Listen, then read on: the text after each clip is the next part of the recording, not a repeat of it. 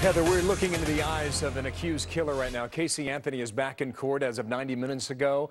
The attorney's laying out her defense, forensic experts testifying on the autopsy of her daughter, Kaylee. Casey's behavior in the weeks after the little girl vanished, leading many to question her mental state. Dr. Paul Hokemeyer is a psychologist with me now in studio. Good morning to you. Thank you. Psychopath, sociopath, what category does this fit and why is that important?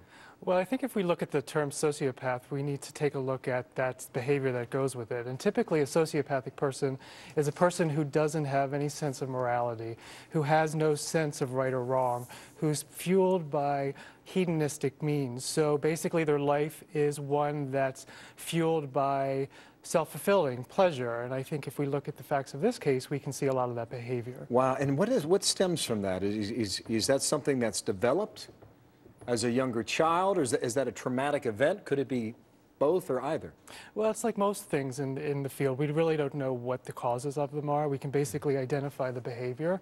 And so the people who suffer from sociopathy have these specific character traits. And again, if we look at the most heinous crimes, the most horrible crimes that are committed, those people tend to suffer from sociopathy. Well, now, she's not been found guilty. That's right. The deliberations have not even begun yet, and you're right. observing this from afar, just like we are. Right. Based on what you have seen, does this fit a certain definition or a certain profile? Well, if we look at the facts of this case, if we look at the evidence that's been presented, we can see certain characteristics that have arisen. Now, these are all alleged, certainly, but again, we use these terms, we use sociopathy because they fit in with this model of behavior.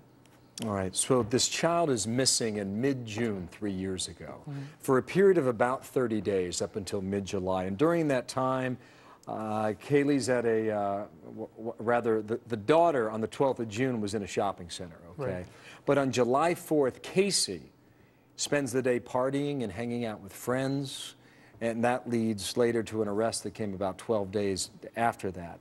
But they lack moral responsibility, you say? That's correct. They lack remorse about their actions? Absolutely. And you say they lie. That's correct. Now, it has been proven already that she made up some stories. Does that make her a killer? Well, I think that's left to the jury. The jury needs to decide that. But again, I think if we look at the evidence that's been presented and we put it within the frame of the sociopathology, we can see some very strong connections. Okay. And I'll just keep this in mind, too, as this trial proceeds, about gratifying their own needs. That goes to selfishness and a loss of your own gravity or your own center, right, where you are in life. Doctor, thank you for your time, okay? We're watching that unfold today in Orlando. Thank you. It's a pleasure. Good to see you. All right, Heather.